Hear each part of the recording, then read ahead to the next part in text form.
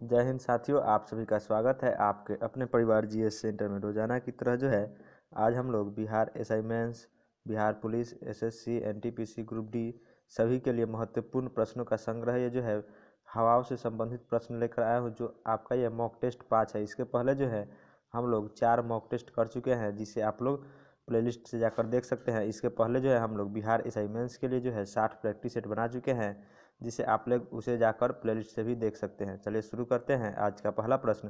तो आज का पहला प्रश्न है कि व्यापारिक हवाएं किन अक्षांशों से किन अक्षांशों की ओर बहती है। ठीक, आप सभी के पास समय होगा 5 सेकंड का, और ऑप्शन है विषुवत रेखा से उष्ण कटिबंध की ओर, और उष्ण कटिबंध से ध्रुवीय क्षेत्र की ओर, और अश्व अक्षांश से विषुवत रेखा की ओर, और ऑप्शन डी है उपयुक्त में सभी।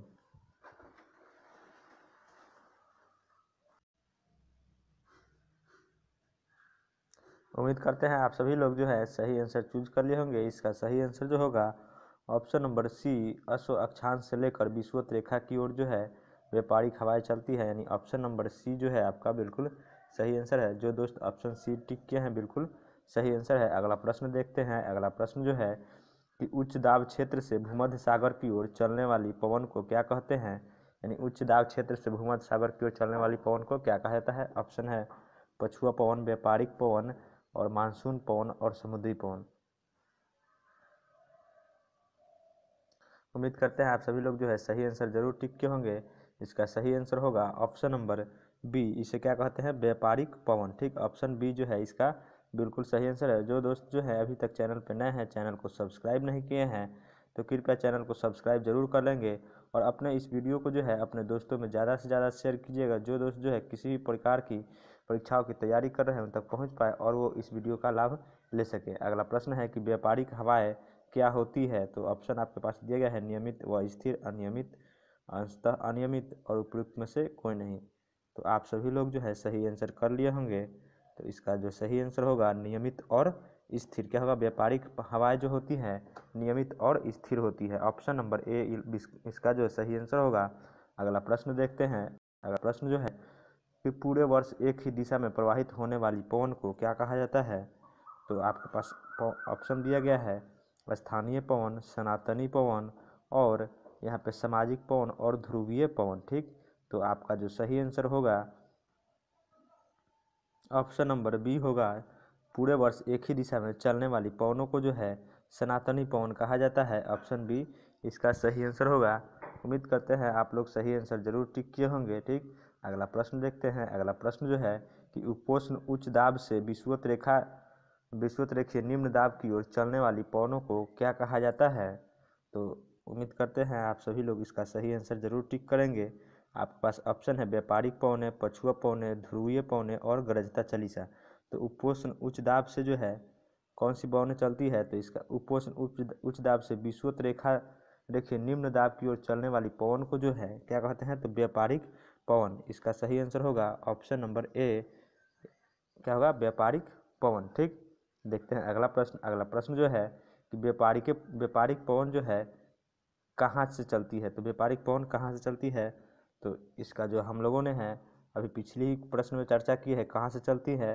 तो उपोष्ण उच्च दाब से व्यापारिक पवनें जो है उपोष्ण उच्च दाब से चलती है। ऑप्शन सी जो है इसका सही आंसर होगा। क्या होगा, ऑप्शन सी, व्यापारिक पवन जो है उपोष्ण उच्च दाब से चलती है। ठीक, अगला प्रश्न देखते हैं। अगला प्रश्न जो है कि गरजता चालीसा, प्रचंड पचासा, चीखता साठा, ये जो पवन है कहाँ चलती है। ठीक, तो यहाँ इस प्रकार दिया गया है। ये समुद्री तूफान है, दक्षिणी गोलार्ध में पश्चिमी पवन है, उत्तरी गोलार्ध में पश्चिमी पवन है, और ये प्रशांत महासागरीय पवन है। ठीक, उम्मीद करते हैं आप सभी लोग आंसर जरूर टिक किए होंगे। तो दोस्तों इसका आंसर होगा ऑप्शन नंबर बी, दक्षिणी गोलार्ध में चलने वाली पश्चिमी पवनें। ऑप्शन बी जो है इसका सही आंसर होगा। दोस्तों आप जो है कमेंट बॉक्स में अपना स्कोर जरूर शेयर कीजिएगा। ठीक, याद रखें, और वीडियो को शेयर जरूर कीजिएगा।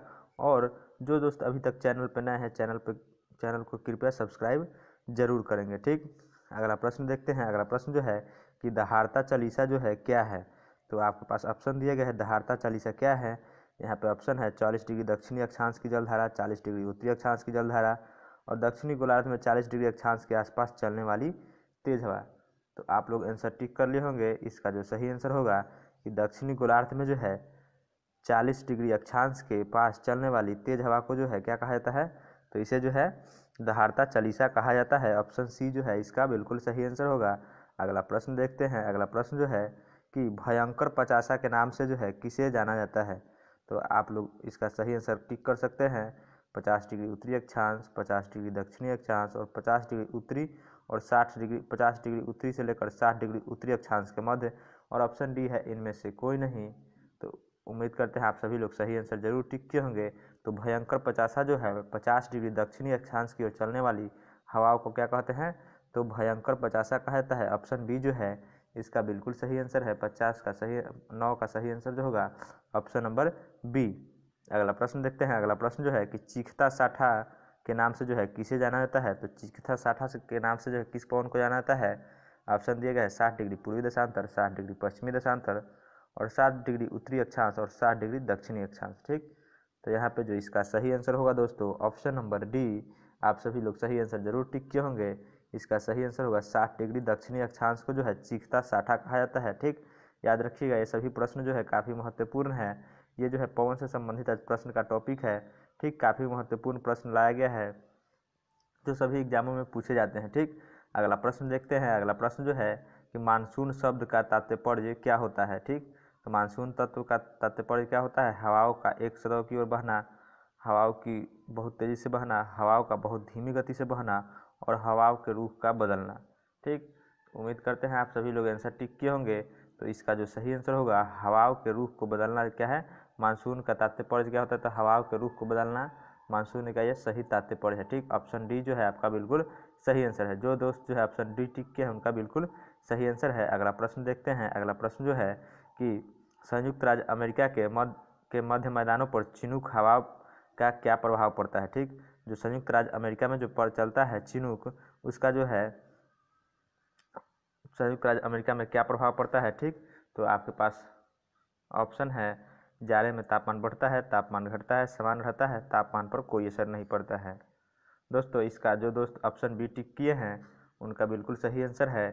गर्मी में जो है तापमान इसका कम हो जाता है। ठीक, क्या होता है, गर्मी में जो है तापमान इसका कम हो जाता है, यानी ऑप्शन बी जो है इसका बिल्कुल सही आंसर है। ठीक, अगला प्रश्न देखते हैं। अगला प्रश्न जो है कि आल्प्स पर्वत के उत्तरी भाग में बहने वाली उष्ण शुष्क स्थानीय हवाओं को क्या कहा जाता है, यानी आल्प्स पर्वत पर जो है बहती है शुष्क स्थानीय हवा, उसे क्या कहा जाता है। ऑप्शन दिया गया है चिनूक, फोन, खमसीन और सिरोको। तो जो दोस्त जो है ऑप्शन टिक किए हैं बी, आल्प्स पर्वत पर चलने वाली हवा को क्या कहते हैं, तो फोन। इसका सही आंसर होगा ऑप्शन नंबर बी, क्या कहते हैं उसे, फोन कहा जाता है। ठीक, अगला प्रश्न देखते हैं। अगला प्रश्न जो है कि अर्जेंटीना के पंपास क्षेत्र में उरुग्वे की ओर प्रचंड वेग से चलने वाली ठंडी हवाओं को क्या कहा जाता है, तो क्या कहा जाता है दोस्तों, आपके पास ऑप्शन दिया गया है टापीरो, पैम्पीरो, हर्मटन और कार्बुरान। ठीक, तो जो दोस्त जो है ऑप्शन बी टिक किए हैं उनका बिल्कुल सही आंसर है। उसे क्या कहा जाता है, तो पंपीरो। ठीक, पंपीरो जो है कहाँ चलती है, तो अर्जेंटीना और उरुग्वे क्षेत्र में जो चलती है क्या कहते हैं उसे, पैम्पीरो। ठीक, अगला प्रश्न देखते हैं। अगला प्रश्न जो है कि न्यूजीलैंड में जो है न्यूजीलैंड के पर्वतीय क्षेत्रों में उतरने वाली गर्म एवं शुष्क धूल भरी स्थानीय हवा को जो है किस नाम से जाना जाता है। ठीक, यहाँ पे आपको ऑप्शन दिया गया है ब्रिक फील्डर, नार्वेस्टर, ट्रमंटेन और सांटाना। ठीक, तो दोस्तों 15 का जो सही आंसर होगा न्यूजीलैंड के उच्च पर्वतीय क्षेत्रों में उतरने वाली गर्म एवं शुष्क हवाओं को जो है क्या कहा जाता है, तो इसे जो है नार्वेस्टर कहा जाता है। ठीक, जो दोस्त जो है ऑप्शन डी टिक किए हैं, बी टिक किए हैं उनका बिल्कुल सही आंसर है, उसे क्या कहते हैं, तो नार्वेस्टर कहा जाता है। ठीक, अगला प्रश्न देखते हैं। अगला प्रश्न जो है कि संयुक्त राज्य अमेरिका के जो है पश्चिमी तट से प्रारंभ होकर रॉकी पर्वतों को पार करके उसे नीचे उतरने वाली गर्म एवं शुष्क हवाओं को क्या कहा जाता है, तो उसे जो है गर्म और शुष्क हवा को क्या कहा जाता है। तो दोस्तों इसका सही आंसर क्या होगा, तो इसका जो सही आंसर होगा चिनूक। चिनूक जो है रॉकी पर्वत के जो है से नीचे उतरने वाली गर्म एवं शुष्क हवा है जो कि संयुक्त राज्य अमेरिका में बहती है, यानी कि ऑप्शन सी जो है इसका बिल्कुल सही आंसर होगा। अगला प्रश्न देखते हैं। अगला प्रश्न जो है कि यहाँ पे दिया गया है कि निम्न में कौन जो सुमेलित नहीं है, यानी खमसीन, मिस्र, चिनूक, चीन, सिरोको, इटली और गिबली, लीबिया। तो दोस्तों आपका 17 का जो सही आंसर होगा ऑप्शन नंबर बी। ठीक, चिनूक जो है, ठीक, चिनूक जो है चीन में नहीं चलती है, इसका चर्चा हम लोगों ने पिछले प्रश्न में किया है। खमसीन जो है आपका मिस्र में चलता है, सिरोको इटली में और गिबली लीबिया में। ठीक, अगला प्रश्न देखते हैं। अगला प्रश्न जो है कि यूरोप में जुड़ा पर्वत से जेनेवा झील, यूरोप में जुड़ा पर्वत से जेनेवा झील की तरफ रात्रि में चलने वाली शीतल एवं शुष्क पवन को जो है किस नाम से जाना जाता है। ठीक, तो यूरोप में चलने वाली जो जेनेवा झील की तरफ चलने वाली हवा जो है इसे किस नाम से जाना जाता है। तो दोस्तों जो दोस्त जो है ऑप्शन डी टिक किए हैं उनका बिल्कुल सही आंसर है। उसे किस नाम से जाना जाता है, तो उसे जो है जोरॉन के नाम से, किस नाम से, तो जोरॉन के नाम से उसे जाना जाता है। ठीक, अगला प्रश्न देखते हैं। अगला प्रश्न जो है कि रॉकी पर्वत के पूर्वी ढलानों पर उतरने वाली हवाओं को संयुक्त राज्य अमेरिका और कनाडा में किस नाम से जाना जाता है। तो इसे जो क्या नाम जाना जाता है, इससे जो है हम लोग अभी फिलहाल ही चर्चा किए हैं। तो उम्मीद करते हैं इसका जो है आप सभी लोग जो है आंसर सही जरूर टिक करेंगे। ठीक, तो दोस्तों इसका जो सही आंसर होगा ऑप्शन नंबर बी, उसे किस नाम से जाना जाता है, तो उसे जो है चिनूक के नाम से, किस नाम से जाना जाता है, तो चिनूक के नाम से उसे जाना जाता है। ठीक, अगला प्रश्न देखते हैं। अगला प्रश्न जो है कि निम्न में से जो है कौन सी स्थानीय हवा जो है ठंडी नहीं है। ठीक, याद रखिए कौन सी स्थानीय हवा जो है ठंडी नहीं है। तो आपके पास ऑप्शन है मिस्ट्रल, बोरा, खमसिन और बिलिजॉर्ड। दोस्तों इसका जो सही आंसर होगा ऑप्शन नंबर सी, खमसिन जो है मिस्र में चलती है, यह एक गर्म हवा है। ठीक, क्या है, यह एक गर्म हवा है। ठीक, और बाकी सब जो है ये सभी ठंडी हवा है, बिलिजॉर्ड, मिस्ट्रल एवं बोरा। ठीक, अगला प्रश्न देखते हैं। अगला प्रश्न जो है कि निम्न में से कौन सी ठंडी स्थानीय हवा है। तो निम्न में जो है कौन सी ठंडी स्थानीय हवा है, तो यहाँ पे दिए गए आपके पास मिस्ट्रल, बोरा, पेम्पिरो और उपयुक्त में सभी। तो इसका जो दोस्तों सही आंसर होगा, उम्मीद करते हैं आप सभी लोग सही आंसर जरूर टिक किए होंगे। तो इसका जो सही आंसर होगा ऑप्शन नंबर डी, ये सभी जो है ठंडी हवाएं हैं। क्या है, मिस्ट्रल, बोरा, पेम्पिरो, ये तीनों हवाओं जो है ये ठंडी हवाएं हैं। ठीक, अगला प्रश्न देखते हैं कि निम्न में से जो है कौन सी हवा जो है स्विट्जरलैंड की उत्तरी आल्प्स से जो है विमुख ढाल पर बहती है। तो कौन सी हवा जो है स्विट्जरलैंड की आल्प्स से विमुख की ओर बहती है। तो यहाँ पे आपके पास ऑप्शन दिया गया है फोन, मिस्ट्रल, सिरोको और चिनूक। तो उम्मीद करते हैं आप सभी लोग सही आंसर जरूर टिक करेंगे। दोस्तों इसका जो सही आंसर होगा फोन, फोन जो है स्विट्जरलैंड के उत्तरी अल्प्स, उत्तरी अल्प्स जो है स्विट्जरलैंड के उत्तरी अल्प्स से के ढाल पर बहती है, यानी कि इसका आंसर जो होगा ऑप्शन ए इसका बिल्कुल सही आंसर होगा। अगला प्रश्न देखते हैं। अगला प्रश्न जो है यहाँ पे दिया गया है कि अब चिनूक यहाँ पे क्या है। चिनूक यहाँ पे क्या है, हम लोगों ने जो है इसका पिछली प्रश्न में जो है चर्चा कर चुके हैं। उम्मीद करते हैं जो कि आप लोग इसका आंसर जो है बिल्कुल सही आंसर करेंगे। ऑप्शन दिया गया स्थानीय हवा, सनातनी हवा, अस्थायी हवा एवं समुद्री जलद। तो इसका जो सही आंसर होगा चिनूक क्या है, तो चिनूक जो है एक प्रकार का स्थानीय हवा है। क्या है, तो चिनूक स्थानीय हवा है। ऑप्शन ए जो है इसका बिल्कुल सही आंसर होगा। अगला प्रश्न देखते हैं। अगला प्रश्न जो है निम्नलिखित में से जो है कौन सा युग्म सुमेलित नहीं है। ठीक, तो यहाँ पे आपको दिया गया है फोन जो है आल्प्स में, बोरा जो है पोलैंड में, मिस्ट्रल जो है राइन में और खमसिन जो है मिस्र में। ठीक, तो यहाँ पे जो है इसको सुमेलित करना है कि कौन जो है सुमेलित नहीं है। ठीक, यहाँ पे ठीक, तो इसका जो 24 का जो सही आंसर होगा दोस्तों ऑप्शन मिस्ट्रल जो है राइन घाटी में, खमसिन मिस्र में चलती है और फोन जो है आल्प्स पर्वत पर और बोरा जो है पोलैंड में नहीं चलती है। तो इसका सही आंसर क्या होगा 24 का जो है ऑप्शन नंबर बी, बोरा कहाँ नहीं चलती है, तो पोलैंड में बोरा नहीं चलती है। ठीक, अगला प्रश्न देखते हैं। अगला प्रश्न जो है कि निम्न को जो है सुमेलित करना है। आपके पास सूची यहाँ पे दिए गए एक, चिनूक, सिरोको, ब्रिकफील्डर और मिस्ट्रल। ठीक, और सूची यहाँ पे आपको दिया गया है 2। ठीक, इसको आप लोग वीडियो को जो है पॉज करके बढ़िया से मिला लीजिएगा और उसके बाद जो है इसका आंसर टिक कीजिएगा। ठीक, तो इसका जो दोस्तों 25 का आंसर होगा, यानी कि चिनूक जो है आपका संयुक्त राज्य अमेरिका में, सिरोको जो है आपका कहाँ चलता है, तो सिरोको इटली में चलता है और ब्रिक फील्डर जो है आपका, ब्रिक फील्डर चलेगा आपका ऑस्ट्रेलिया में और मिस्ट्रल जो है मिस्ट्रल चलेगा आपका फ्रांस में। इस प्रकार जो है आपका आंसर होगा 1, 4, 2, 3, यानी कि ऑप्शन नंबर ए आपका बिल्कुल सही आंसर होगा। क्या होगा, ऑप्शन नंबर ए आपका सही आंसर होगा। ठीक, जो दोस्त ऑप्शन ए टिक किए हैं उनका बिल्कुल सही आंसर है। अगला प्रश्न देखते हैं। अगला प्रश्न जो है कि निम्नलिखित में से जो है कौन सी स्थानीय हवा इटली में रक्त की वर्षा लाती है। ठीक, तो इटली में जो है रक्त की वर्षा के नाम से जो है किस हवा को जाना जाता है। तो आप सभी लोग जानते हैं, इसके पहले भी हम लोग इसका चर्चा किए हैं। तो जो दोस्त जो है ऑप्शन सी टिक किए हैं उनका बिल्कुल सही आंसर है। इसे रक्त वर्षा के नाम से भी जाना जाता है इटली में, किस पौन को, तो सिरोको को। ठीक, याद रखिए किसे, तो सिरोको को। ठीक, दोस्तों यदि आपको पीडीएफ चाहिए तो आप मेरा टेलीग्राम ग्रुप ज्वाइन कर सकते हैं। डिस्क्रिप्शन में जो है टेलीग्राम का लिंक दे दिया गया है, आप वहां से टेलीग्राम ग्रुप को ज्वाइन कर सकते हैं और इसका पीडीएफ डाउनलोड करके और घर पे जो है इसे इसका प्रैक्टिस भी कर सकते हैं। ठीक, अगला प्रश्न देखते हैं, निम्न में जो है कौन सी स्थानीय पवन हिमभक्षी के नाम से जानी जाती है। तो कौन सी पवन जो है हिमभक्षी के नाम से जानी जाती है। ऑप्शन दिया गया है चिनूक, फॉन, हरमटन और सिरको। ठीक, तो इसका सही आंसर दोस्तों होगा ऑप्शन नंबर ए, चिनूक को जो है हिमभक्षी के नाम से जाना जाता है, क्योंकि यह जो है हवा जब चलती है तो बर्फ़ को पिघला देती है, और जिस प्रकार जो है चारागाह जो है पशुओं के चारण के लिए खुली हो जाती है। ठीक, अगला प्रश्न देखते हैं। अगला प्रश्न जो है कि निम्न में से जो है कौन सी स्थानीय पवन डॉक्टर वायु के भी नाम से जाना जाता है। तो किस पवन को जो है डॉक्टर वायु के नाम से जाना जाता है। तो यहाँ पे ऑप्शन दिया गया है चिनूक, फॉन, हरमटन, सिरको। तो 28 का जो है आपका सही आंसर होगा ऑप्शन नंबर सी, हरमटन को जो है डॉक्टर हवा के नाम से भी जाना जाता है। किसे, तो हरमटन को डॉक्टर हवा के नाम से भी जाना जाता है। अगला प्रश्न देखते हैं। अगला प्रश्न जो है कि निम्न में से जो है कौन सी स्थानीय पवन अफ्रीका के गिनी तट पर चलती है। ठीक, कौन सी है जो पवन अफ्रीका के गिनी तट के लोगों द्वारा जो है आर्द्र मौसम में राहत प्रदान करती है, यानी कि गिनी तट पर कौन सी हवा चलती है। तो आपके पास ऑप्शन दिया गया है मिस्ट्रल, हरमटन, खमसीन और सिमुम। तो 29 का जो है आपका सही आंसर होगा अफ्रीका के गिनी तट पर जो है कौन सी हवा चलती है। तो यह जो है हरमटन, कौन सी हवा, तो हरमटन जो है इसका सही आंसर होगा। जो दोस्त ऑप्शन बी टिक किए हैं उनका बिल्कुल सही आंसर है। अगला प्रश्न देखते हैं। अगला प्रश्न जो है कि निम्नलिखित में से जो है कौन सी हवा जो है गर्म स्थानीय पवन कैलिफोर्निया में फल बगीचों को काफ़ी नुकसान पहुंचाता है, यानी कि कौन सी पवन जो है कैलिफोर्निया में चलती है जो फल एवं बगीचों के लिए काफ़ी नुकसानदायक है। ऑप्शन दिया गया है जोंडा, सांता आना, नॉर्दर और चिनूक।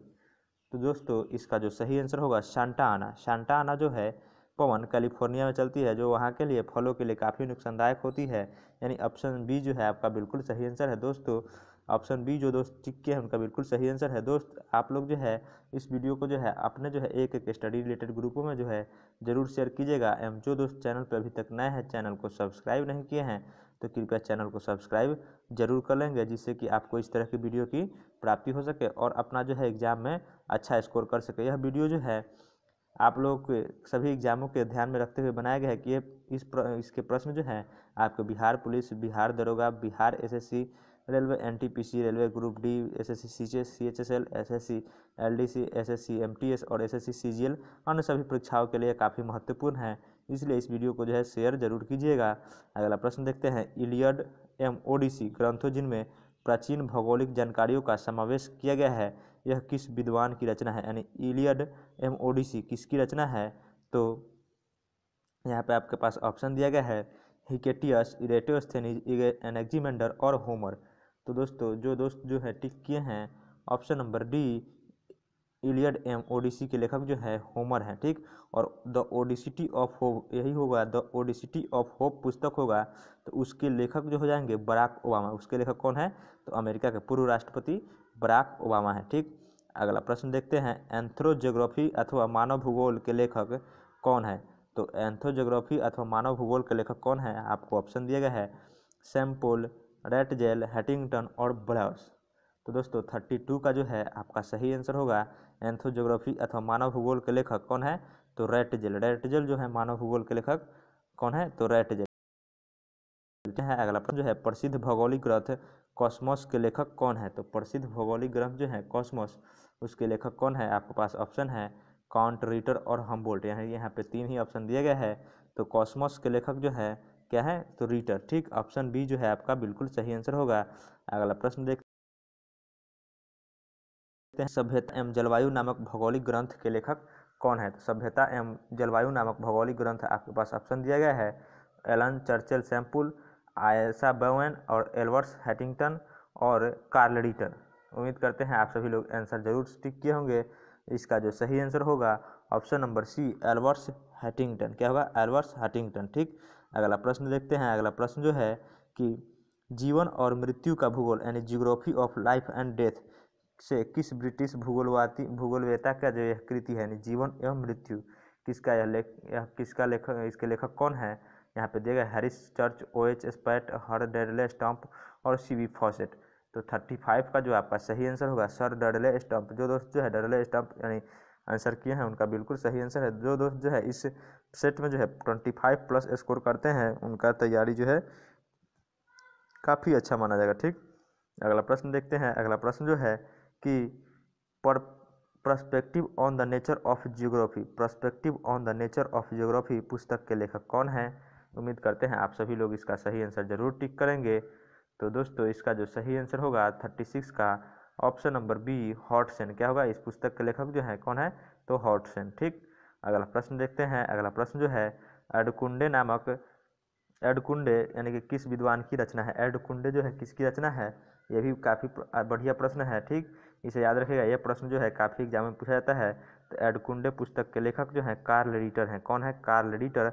ऑप्शन ए जो है बिल्कुल सही आंसर होगा। कौन होगा? एडकुंडे उनमें से कौन किस विद्वान की रचना है? तो कार्ल रिटर की। ठीक, अगला प्रश्न देखते हैं।